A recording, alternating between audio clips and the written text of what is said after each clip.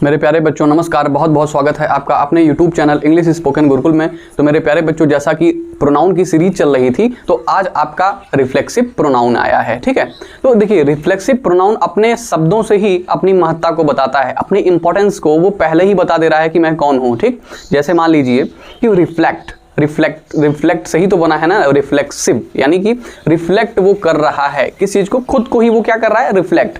अब आप समझ ही रहे होंगे कि जैसे हमने फिजिक्स में पढ़ा है, मुझे याद आ रहा है, आपको भी शायद समझ में आएगा कि रिफ्लेक्सिव प्रोनाउन का मतलब ही ये होता है कि जब देखिए रिफ्लेक्शन आपने पढ़ा होगा। रिफ्लेक्शन का मतलब होता है कि जब भी कोई किरण मतलब जहां से जाती है और फिर वहीं पर लौट के चली आती है, तो वही क्या है, प्रकाश, क्या रिफ्लेक्शन वही तो होता है ना। तो यही चीज है इसमें रिफ्लेक्सिव प्रोनाउन में। तो रिफ्लेक्सिव प्रोनाउन आपका कर क्या रहा है कि मतलब जिसका इफेक्ट जो है खुद ही पे पड़ रहा है, यानी कि जो काम हो रहा है वही ऑब्जेक्ट का जो इफेक्ट है, जो ऑब्जेक्ट है वो सब्जेक्ट लगेगा, और तो इस तरीके से जो इफेक्ट पड़ रहा है वो खुद ही सब्जेक्ट पे पड़ रहा है। इसमें थोड़ा सा कंफ्यूजन होती है सब्जेक्ट और ऑब्जेक्ट को लेके, तो वो आप एग्जाम्पल समझेंगे तो आपको अच्छे तरीके से समझ में आ जाएगा। ठीक है, तो मेरे प्यारे बच्चों बहुत छोटा छोटा एग्जाम्पल देखिए, एक तरीके से है जैसे I do this my self. अब देखिए यहाँ पे क्या दिया कि ये जो काम का होना पाया जा रहा है वो खुद ही से तो है, वो क्या है, खुद से ही पाया जा रहा है ना। तो I do this my self, मैं ये करता हूँ किससे, खुद से। मैं ये करता हूँ किससे, खुद से। तो मैं ये जब खुद से कोई चीज कर रहा हूँ तो ये क्या हो गया, इसका इफेक्ट किस पे पड़ रहा है, इसका इफेक्ट जो है मुझ पे पड़ रहा है ना। यानी कि आई आपका सब्जेक्ट है, अगर ये ऑब्जेक्ट है तो ये आपका क्या हुआ, रिफ्लेक्सिव प्रोनाउन।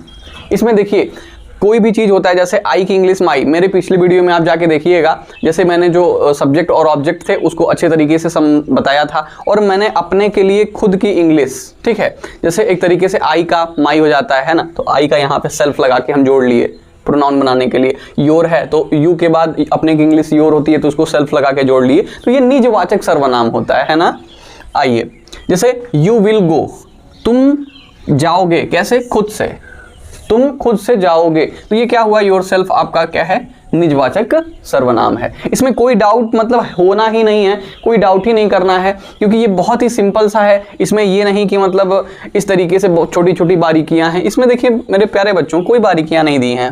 अब देखिए ही रेड हिमसेल्फ, वो ही सब्जेक्ट है, ठीक है, हिमसेल्फ ये आपका क्या है, रिफ्लेक्टिव प्रोनाउन है। ठीक है, coming to next example, we are playing ourselves. अब देखिए इसमें क्या है, आवर सेल्फ्स, आवर सेल्फ्स का मतलब क्या होता है, खुद से ही होता है। लेकिन कुछ कुछ ऑब्जेक्ट्स देखिए इसमें ऐसे आएंगे जिसमें केवल VES करके जोड़ा जाता है ना।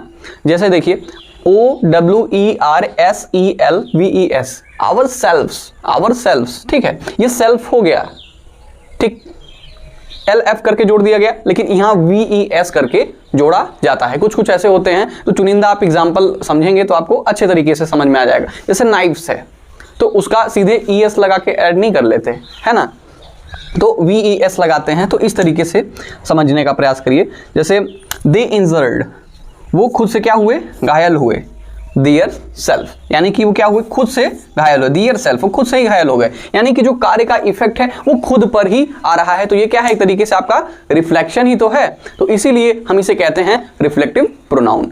तो मेरे प्यारे बच्चों आई होप कि आपको अच्छे तरीके से समझ में आया होगा, और जो नहीं समझ में आया कमेंट में बताइएगा, और कर दीजिए चैनल को सब्सक्राइब, लाइक। तब तक के लिए नमस्कार, धन्यवाद।